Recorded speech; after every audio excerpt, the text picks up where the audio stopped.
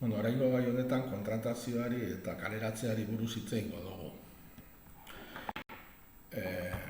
Ariketan ikusi dugun bezala, kontratuaren definizio egoki bat egiteko bost hitz hartu beharko genituzke kontuan. Soldata langilea, enpresaburua, landa eta borondatezko akordioa. Honen arabera, kontratuaren definizio esango litzateke langilearen eta enpresaburuaren arteko borondatezko akordioa non langileak lan egingo du soldata baten truke. Kontratua sinatzeko muga legal batzuk daude. Hau da, 16 urte baino gutxiago ezin da lanik egin, eta 16 eta 18 urte bitartean gurasoen edo tutoreen baimena beharko genuke. Bai? Gerta daiteke ere 18 urte baino gutxiagorekin epaile batek adinduntzat jo izana pertsona bat, eta horrek aukera emango lioke kontratu bat sinatzeko. Baina bestela, kontratua sinatzeko 18 urte baino gehiago eduki beharko genuke. Zer gertatzen da atzerritarren kasuan? Atzerritarren kasuan bi errotze mota daude nagusiki lan egiteko aukera eskaintzen dutenak, eta bata da errotze soziala eta bestea errotze laborala, lan errotzea. Bai? Errotze sozialaren kasuan erresidentzia egiaztatu beharko litzateke, 3 urteko erresidentzia alegia, eta lan egiteko eskaintza bat eduki beharko luke langile horrek. Horrez gain, eta errotze soziala den neurrian, familiarteko harremanak eduki beharko lituzke hemen berton bizi den beste biztanle batekin eta egoera erregularrean dagoena. Errotze laboralaren kasuan berriz, erresidentzia 2 urteko izango litzateke, eta hor demostratu beharko litzateke lan egiten egon dela pertsona hori. Eta gutxienez 6 hilabeteko epean lanean egon izana demostratu beharko luke.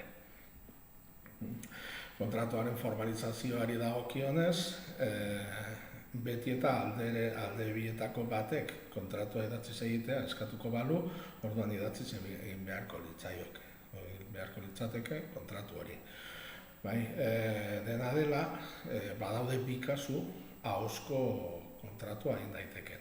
Eta bata da, 4 aste baina gutxiagoko iraupena daukan kontratuak, eta bestea inolako klausularik ez daukan kontratu mugagabea. Izan ere, inolako kontratu klausularik ez baldin badauk, eta kontratu mugagabea baldin bada, ez dauka funtsa hondirik igual idatziz egitea. Gainerako guztiak idatziz egin behar dira.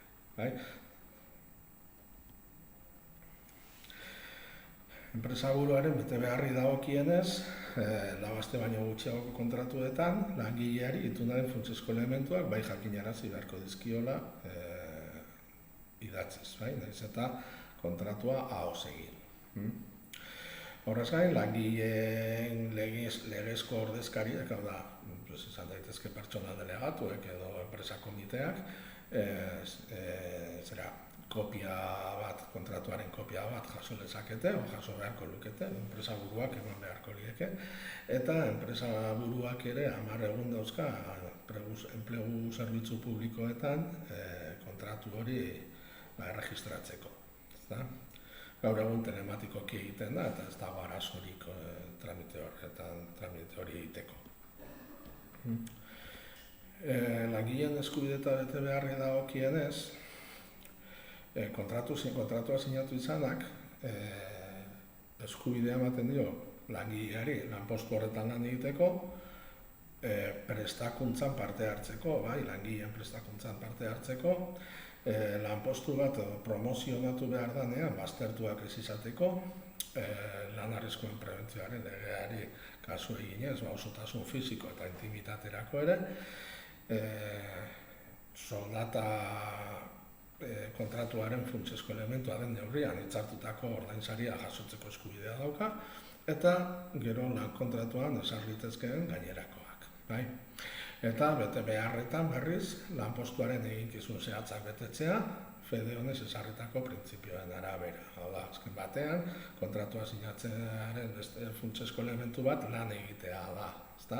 Orduan, lanpostuaren eginkizun zehatzak bete beharko dituzke langileak. Lan arriskuen prebentzioaren kontuari zo eginez berriro, onartutako segurtasun eta higiene neurriak bete beharko lituzke. Gero ere, enpresariaren edo zuzendaritzaren jardunean emandako instrukzioak betetzea, azken batean nagusiari kasu egitea, emandako aginduetan. Gero ez lehiatzea norberak lan egiten duen enpresarekin, kompetentziari informaziorik ez pasatzea eta horrelako kontuak, ez da. Gero produktibitatea hobetzen laguntzea eta ez izan oztopo gutxienez enpresaren hazkunde ekonomikoan eta lan kontratuan ezartzen diren gainerako